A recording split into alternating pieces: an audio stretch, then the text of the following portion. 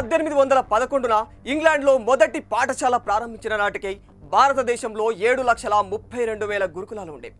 వీటి ముఖ్య ఉద్దేశం పేద మధ్యతరగతి విద్యార్థులకు అండగా ఉండటం. ప్రభుత్వ పాఠశాలల్లో గురుకులాలు దేశంలోనే ఉత్తమమైన పాఠశాలలుగా పేరుగాంచాయి. కానీ ఏ గురుకులాలు నిరుపేద విద్యార్థుల బతుకుల్లో వెలుగులు నింపుతాయని అనుకున్నామో ఇప్పుడు అవే గురుకులాలు విద్యార్థుల బతుకులను చీకట్లోకి నెట్టేస్తూ ఉన్నాయి. ముఖ్యంగా తెలంగాణ రాష్ట్రంలో ఈ గురుకులాలు గత కొంతకాలంగా నిత్యం వార్తల్లో నిలుస్తున్నాయి. ఏదో ఉద్ధరించి కాదు, పిల్లల ప్రాణాలను భక్షిస్తున్నందుకు. అనుమానాస్పద ఫుడ్ పాయిజన్ కారణంగా నిత్యం ఎంతో మంది విద్యార్థులు అస్వస్థతకు గురవుతున్న విషయం యావత్ దేశం చూస్తూనే ఉంది. ఈ విషయంలో తెలంగాణ హైకోర్టు కూడా ఇప్పటికే ప్రభుత్వాలకు మొట్టెకాయలేసింది.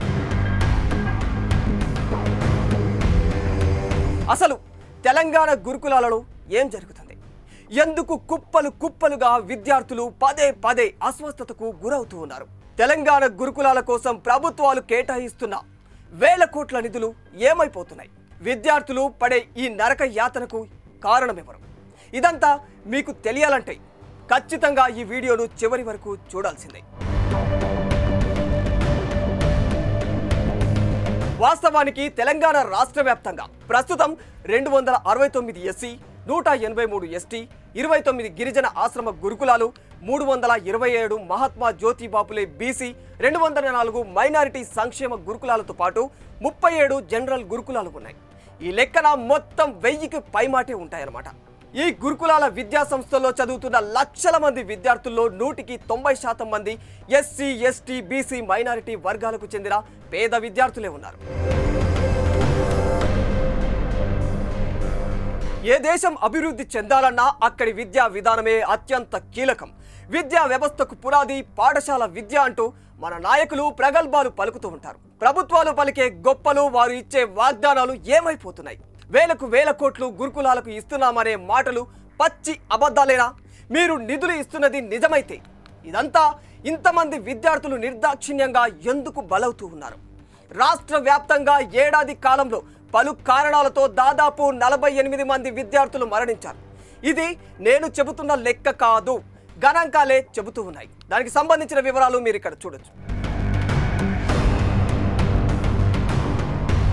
ఒకవైపు తెలంగాణ ప్రభుత్వం ఈ ఏడాది 120 గురుకుల పాఠశాలల భవనాలను నిర్మిస్తామని, అందుకు 5,000 కోట్ల నిధులు కేటాయిస్తున్నామని చెప్తున్నారు.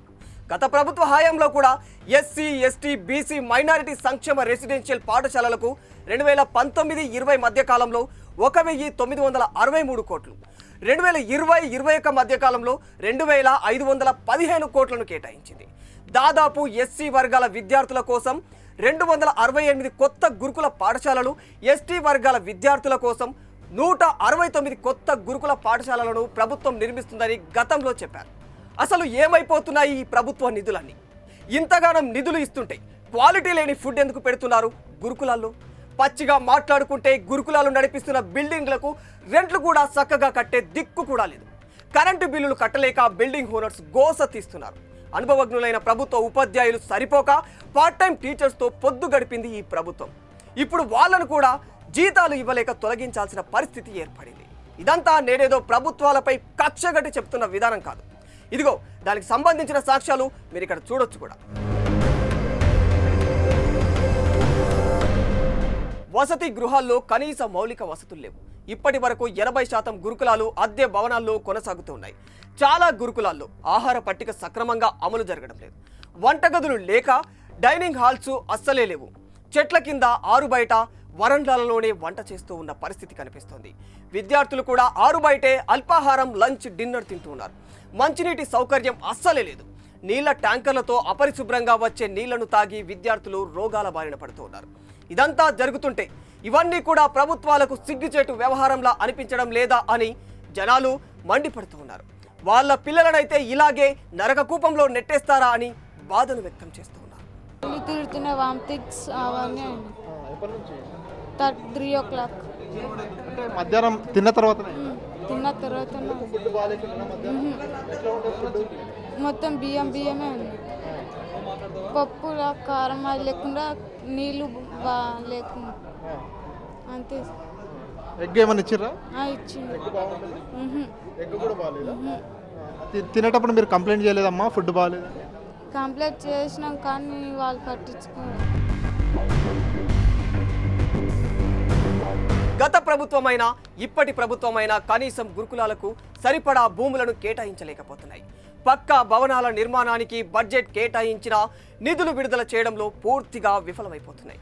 ఫుడ్ పాయిజన్ వల్ల పిల్లలు చనిపోతే కనీసం స్పందించే దిక్కు కూడా లేదు. తమకు కూడా పిల్లలు ఉన్నారు. వాళ్ళ బతుకులు కూడా ఇంత దారుణంగా ఉంటే ఎలా ఉంటుందో ఆలోచించాలి. ఒక్క మాగనూరు జిల్లా పరిషత్ ఉన్నత పాఠశాలలలోనే ఈ మధ్యకాలంలో 21 మంది విద్యార్థులు అస్వస్థతకు గురయ్యారు. వారం రోజుల వ్యవధిలోనే ఇదే పాఠశాలలో మధ్యాహ్న భోజనం తిన్న 50 మంది విద్యార్థులు అస్వస్థతకు మళ్లీ గురయ్యారు.